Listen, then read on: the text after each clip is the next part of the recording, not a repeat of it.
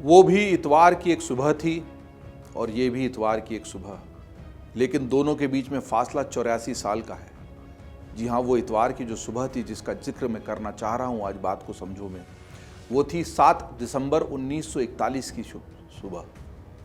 जी हाँ, 7 दिसंबर 1941 की सुबह, जब दुनिया में द्वितीय विश्व युद्ध जोरों पर था। अमेरिका इसमें पूरी तरह से शामिल नहीं था, लेकिन जापान ज़बरदस्त तरीके से आक्रमणकारी था और जापान और अमेरिका के बीच की बातचीत किसी मुकाम पर नहीं पहुंच रही थी। तभी अमेरिका के हवाई में जो एक उनका पूरा सैन्य अड्डा बना हुआ है, वहाँ पर उनके जो 19 युद्धपोत थे वो धराशायी कर दिए गए। 300 हवाई जहाज अमेरिका के नुकसान उनको पहुँचाया गया और लगभग 2500 सैनिक अमेरिका के मारे गए। जी हाँ, वही अमेरिका जो इतनी बड़ी महाशक्ति आज है। और तब इस युद्ध में वो शामिल हुआ था और इस घटना को पर्ल हार्बर, जी हाँ, उस जगह का ही नाम था पर्ल हार्बर, और उस पर जापान ने जो अचानक चौंकाने वाला हमला किया था, उसने न केवल उस युद्ध की बल्कि दुनिया की दिशा भी बदल दी। उसके बाद जो कुछ घटनाक्रम हुआ हम सब जानते हैं। अमेरिका न केवल युद्ध में शामिल हुआ बल्कि उसने जापान पर परमाणु बम गिराए, हिरोशिमा और नागासाकी पर, और आज तक अब जापान के पास खुद की सेना नहीं है। लेकिन उस घटना को निर्णायक माना जाता है। क्यों? क्योंकि अप्रत्याशित था, किसी ने सोचा नहीं था वो घटना हो गई। और ठीक 84 साल बाद 1 जून 2025 को ऐसी ही एक घटना हुई है। लगभग 3 साल से, जी हाँ, पूरे 3 साल से रशिया और यूक्रेन लड़ रहे हैं। यूक्रेन के नाटो में शामिल हो जाने की बात को लेकर जिस तरीके से रूस एकदम आक्रामक हो गया और उसने देखा कि अमेरिका और यूरोप के देश उसके खिलाफ लगातार साजिश कर रहे हैं, तो उसने अपने तर्क देते हुए, जो कि वहाँ की उनकी एक कार्यशैली है पुतिन की, उन्होंने आक्रमण कर दिया यूक्रेन के ऊपर। 24 फरवरी 2022 को ये युद्ध शुरू हुआ था रूस और यूक्रेन के बीच का। लेकिन इसमें भी बड़ा मोड़ और निर्णायक मोड़ तब आया है जब 1 जून 2025 को अचानक से यूक्रेन ने कई सारे सैकड़ों ड्रोनों के साथ वहां हमला कर दिया जहां रूस सोच भी नहीं सकता। ड्रोन हमले जिस तरीके से 117 ड्रोन्स के माध्यम से किया गया है यह हमला, उसको देखकर, उसको समझकर दुनिया के जो बड़े बड़े रक्षा विशेषज्ञ हैं वो भी आश्चर्य में पड़ गए हैं। और इसने दुनिया का युद्ध का निज़ाम, दुनिया का युद्ध का तरीका बदलने की एक नई इबारत लिख दी है। हालांकि यहाँ पर यह बात बतानी ज़रूरी है कि कुछ इसी तरह का बड़ा हमला ऑपरेशन सिंदूर के तहत भारत ने पाकिस्तान पर किया था। वो ऐसा पहला हमला था जो किसी परमाणु शक्ति संपन्न देश के इतने भीतर जाकर किसी दूसरे देश ने किया हो। हमारी ब्रह्मोस मिसाइलों ने जो कहर पाकिस्तान के भीतर बरपाया, उसकी चर्चा आज तक पूरी दुनिया में है। दुनिया भी थर्राई है, पाकिस्तान भी घबराया हुआ है। लेकिन हाँ, जब ऐसी घटना यूरोप में होगी, खास तौर से यूक्रेन और रूस के बीच में होगी, तो उसकी चर्चा ज़्यादा होगी। ये जो दोगला रवैया है, ये जो दोहरा नज़रिया है पश्चिम के देशों का, वो वैसे भी पहले ही उजागर हो चुका है। भारत का जो हमला था वो किसी मायने में कम नहीं था, अलग नहीं था, बल्कि भारत ने पूरी जो उत्तर से दक्षिण तक की पाकिस्तान की सीमा थी उसमें लगातार उसके महत्वपूर्ण सैन्य ठिकानों पर हमला किया और उससे साबित किया कि भारत की पहुंच कितनी बड़ी है। हालांकि यूक्रेन ने जो हमला रूस पर किया है उससे दुनिया के युद्ध के तौर तरीके बदलने वाले हैं, और वो इसलिए बदलने वाले हैं क्योंकि इस हमले ने साबित कर दिया कि आगे जाकर आप अपनी पैदल सेना को या अन्य सेनाओं को बढ़ाने में अगर शक्ति जाया करेंगे तो आप बहुत देर कर चुके होंगे। जी हाँ, ये वैसा ही है जैसे 1930 में घुड़सवार जिस सेना में शामिल किए जा रहे थे उस पर लोग हंस रहे थे, और जिसने भी घुड़सवार बढ़ाकर युद्ध जीतने की रणनीति अपनाई वो पिछड़ा और हार गया, क्योंकि तब तोप, टैंक और गोला बारूद युद्ध का हिस्सा बन चुके थे और युद्ध के तरीके बदल रहे थे। जो इन तरीकों को समझेगा वही इस युद्ध के तरीके को बदल सकता है। हमें फरवरी की अमेरिका के ओवल ऑफिस की वो घटना भी नहीं भूलनी चाहिए जब राष्ट्रपति बनने के बाद डोनाल्ड ट्रंप ने यूक्रेन के राष्ट्रपति व्लादिमीर ज़ेलेंस्की को अपने दफ्तर में बुलाया था, और जिस तरीके की बहस, जिस तरीके की झड़प उन दोनों के बीच में हुई, और उसका प्रसारण सीधा लाइव दुनिया भर में सबने देखा और सब हतप्रभ थे कि दो देशों के राष्ट्राध्यक्ष भी इस तरीके से बात कर सकते हैं। लेकिन तब ज़ेलेंस्की ने जिस तरह की अकड़ और अपने देश के प्रति जिस तरह का रवैया रखा, वो पूरी दुनिया में न केवल चर्चा का विषय बना, बल्कि उनकी राष्ट्रभक्ति और अपने देश के स्वाभिमान को लेकर उनका रुख दुनिया में सराहा भी गया। और उसी रुख का ये परिणाम भी है कि एक ऐसी रणनीति को उन्होंने अंजाम दिया कि जिससे रूस भी अब हतप्रभ है और चौंका हुआ है।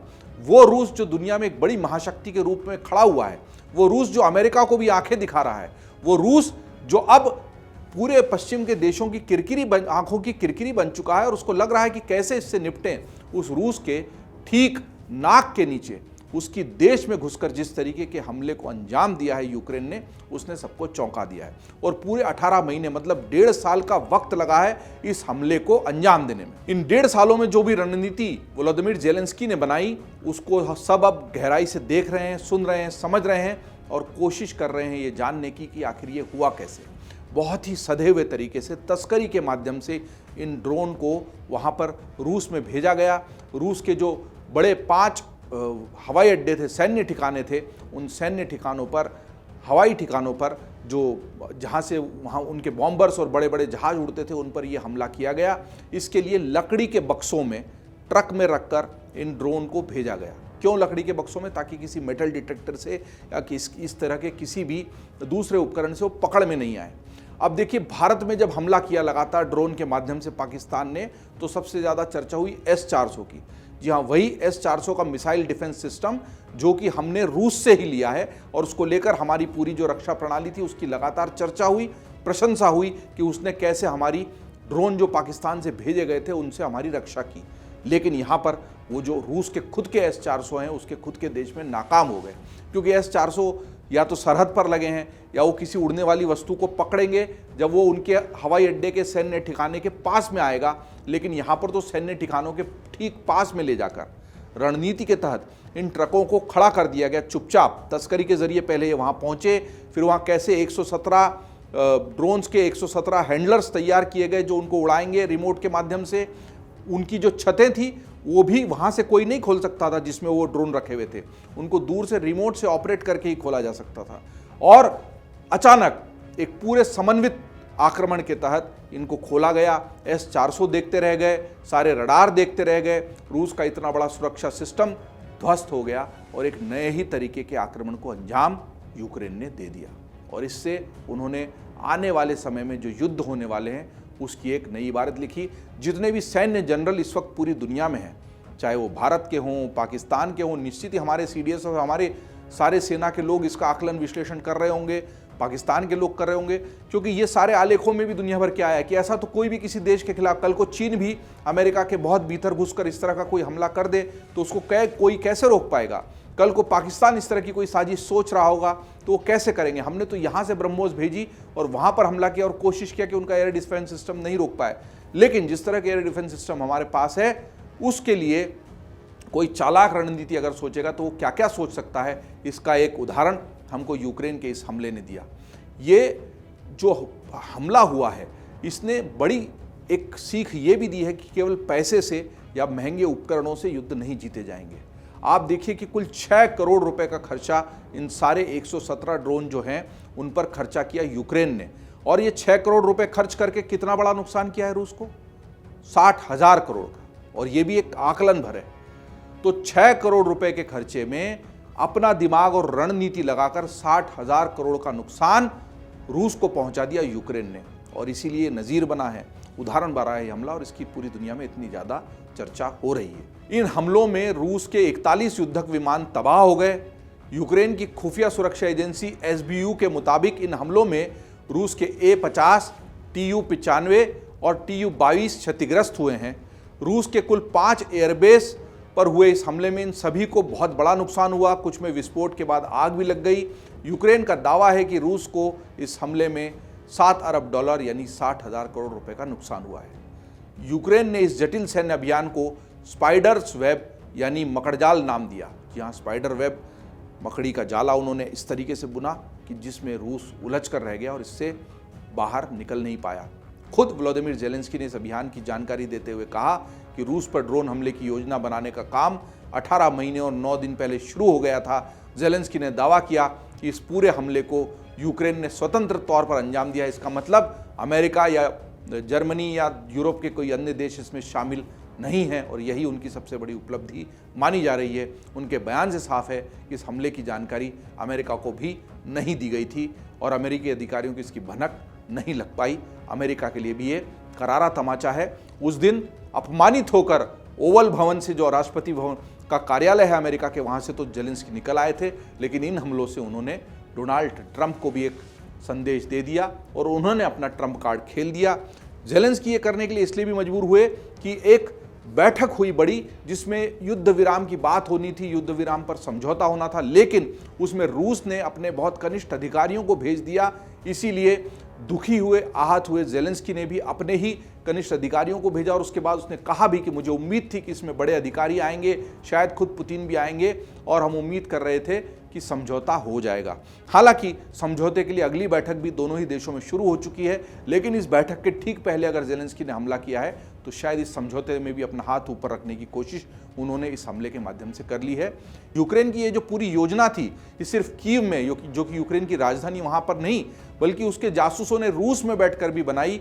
रूस में उन्होंने किस तरह अपना जाल और अपनी पकड़ बना रखी है, ये भी इस स्पाइडर वेब ऑपरेशन से स्पष्ट हुआ है। यूक्रेनी जासूसों ने रूसी खुफिया एजेंसी एफएसबी के एक क्षेत्रीय मुख्यालय के पास भी अपना केंद्र बना लिया था।